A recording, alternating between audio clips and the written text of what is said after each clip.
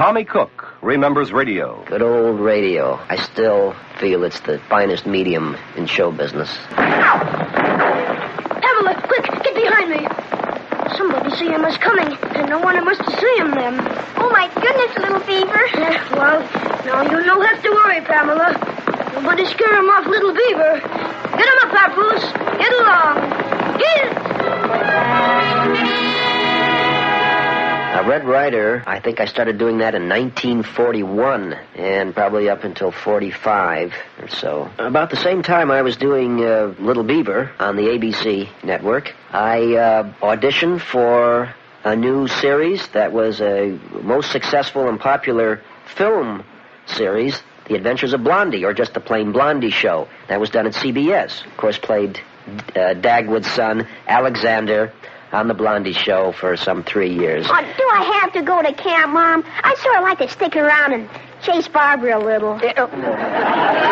Alexander, I'm sure if we didn't send you to camp, you'd be sorry. Besides, Barbara might change her mind about you tomorrow. Yeah, Alexander, you can't trust any woman. Dagwood Bumstead. Yes, dear, except your mother. That's better.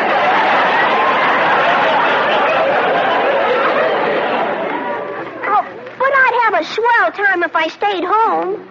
But who knows how it might influence your life. Yeah. You may grow up to be a permanent wolf, like Mr. Dithers. Is that bad? It certainly is. Yeah, well, never mind, young man. You're going to Camp T-Bone. Trombone. You're going to stay home. No, you're not. You're going to go and you're going to have a good time, too. Now, let's pack that duffel bag again. Well, that's fate for you. Just as I was getting to first base with Barbara.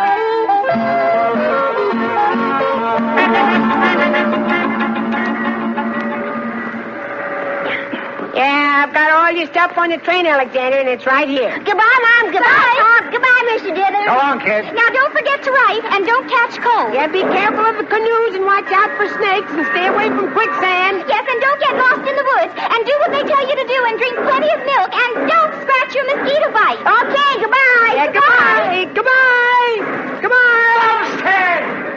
Dagwood, what are you doing on the train? You're not going, Pop. Get off. Holy smoke, it's going too fast.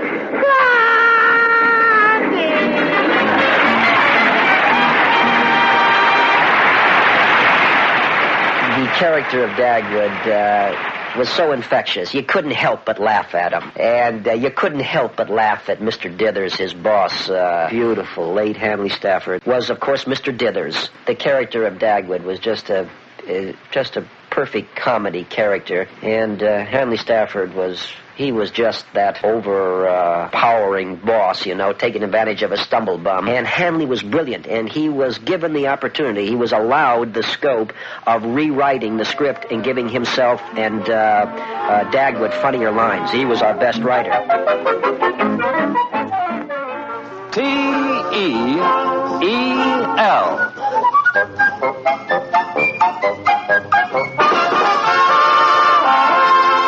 Teal, the amazing liquid dentifrice, brings you The Life of Riley with William Bendix as Riley.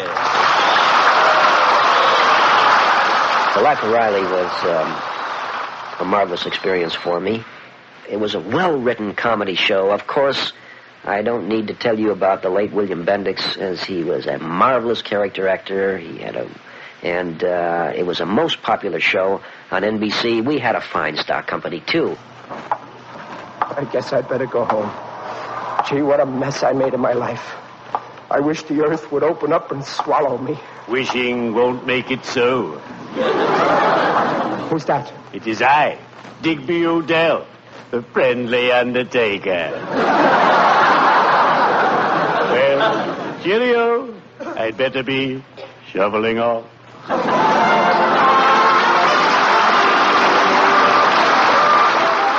Actually, there was a time when I was doing all three shows at once. I was under contract to NBC for Life of Riley. I was under contract to ABC for The Adventures of Red Ryder.